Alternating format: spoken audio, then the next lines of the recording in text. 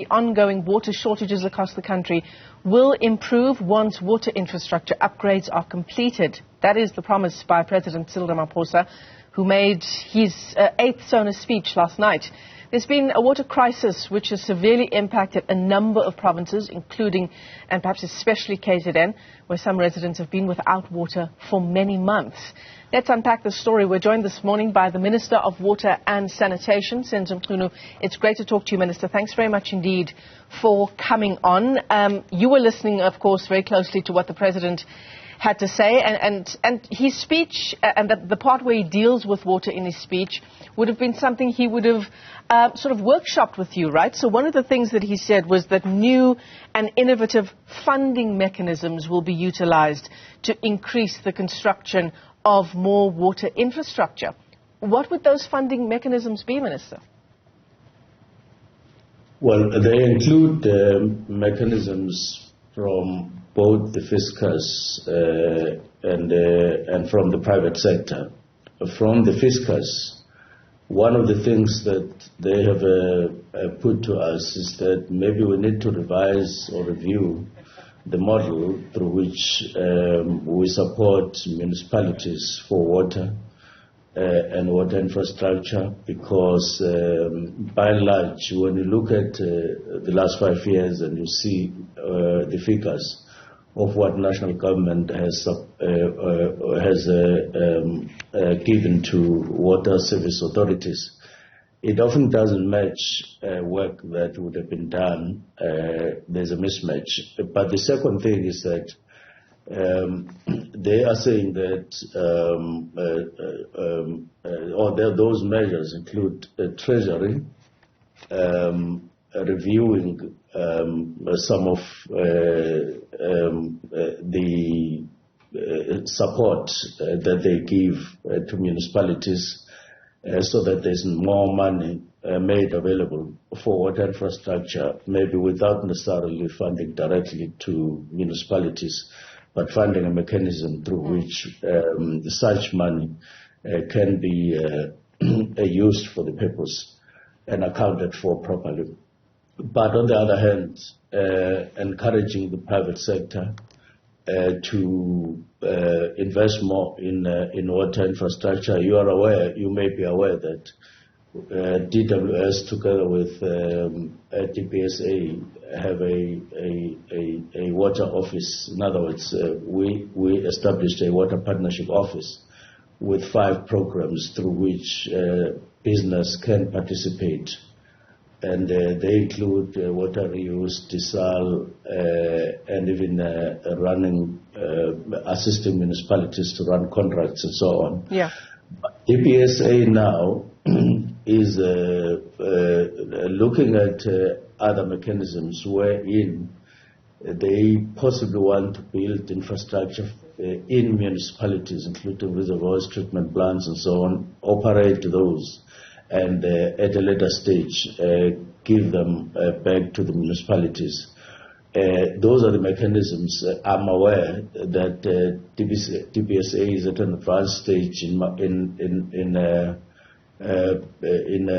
Kondo, in Mpumalanga, where they are in serious discussions, advanced discussions to assist in some of their infrastructure. Now, we're encouraging those beyond the 5 programs that because we are in a hurry and the situation in municipalities is dire due to neglect in terms of O&M, but also due to ways in which some of them are operating the plants, which is substandard. This is what we need to correct quickly. But by and large, in townships especially, and in rural areas, you know the results of the drop. We're saying that the blue drop, that there's less skill and less capacity in municipalities that are in rural areas.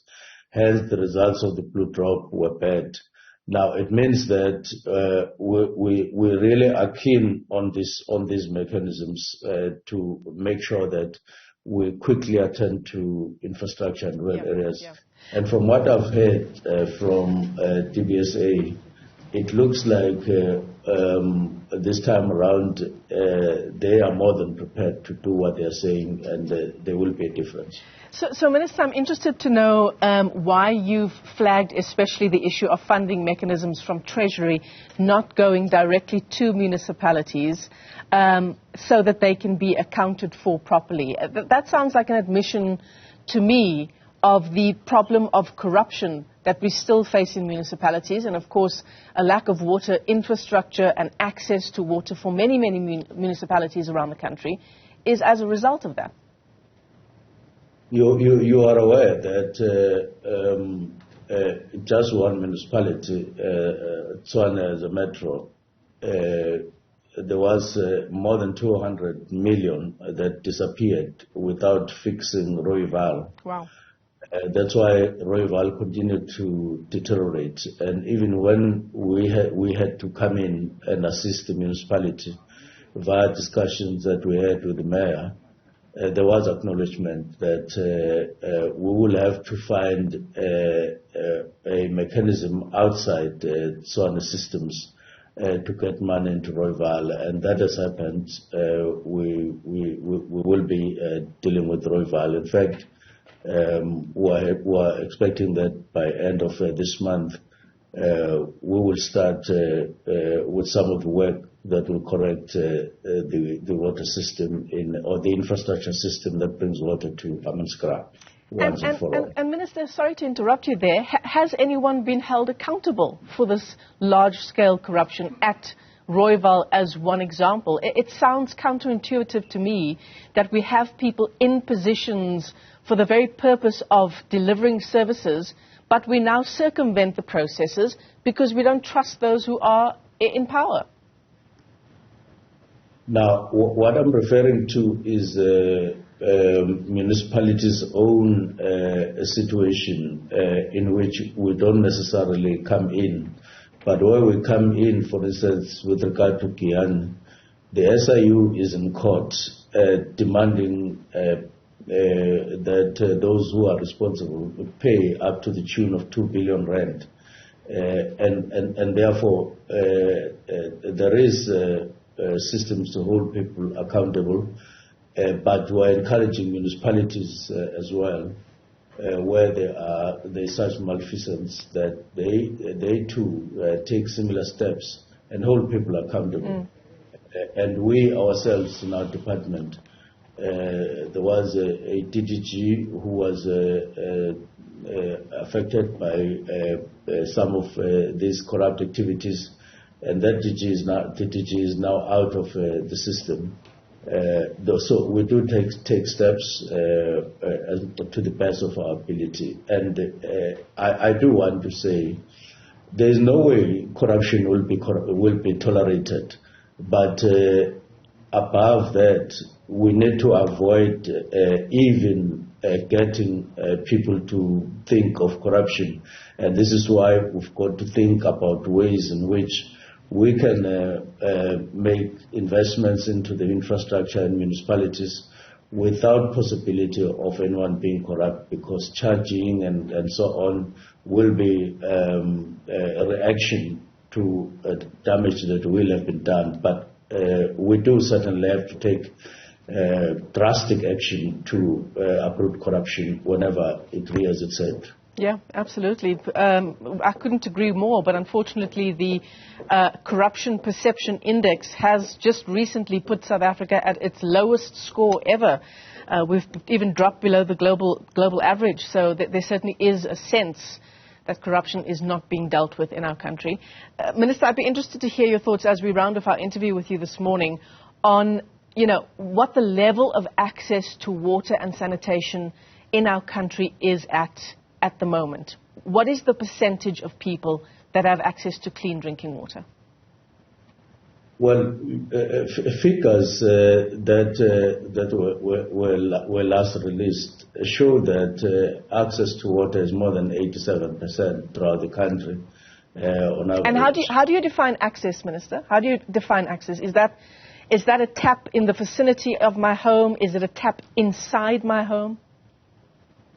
the Constitution of the Republic talks about access to water. It doesn't even necessarily say access to piped water. It talks about access to water. So it could be somewhere in a reasonable distance from your home. It could be inside your yard. It could be inside your house. But what we are aspiring for and what we are doing by and large to a number of schemes is to get water inside everybody's yard, so that it's a fair aspiration on our part, because by and large in urban areas people get water not just inside their yards but even inside their homes, and therefore we must do a similar thing in rural areas where new schemes are being extended. And we are very much on that particular path to ensure that people get water to homes. But I know that even that 80-something% in some cases, it includes schemes which are meant to pump water to people's homes or close to their homes, but there's no water inside them.